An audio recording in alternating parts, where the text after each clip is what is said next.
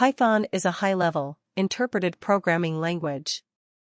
It was first released in 1991 and is popular among developers for its simplicity, readability, and ease of use. Python has a wide range of applications, including web development, scientific computing, data analysis, artificial intelligence, and machine learning. Python's syntax is designed to be easy to read and write, making it an ideal language for beginners. Python code is highly modular, which means that it can be easily broken down into smaller, reusable components. Python is an interpreted language, which means that it does not need to be compiled before it can be run.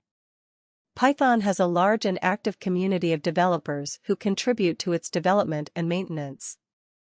Python has a vast library of modules and packages that make it easy to perform complex tasks with minimal coding. Overall, Python is a versatile and powerful programming language that is used by developers around the world for a wide range of applications.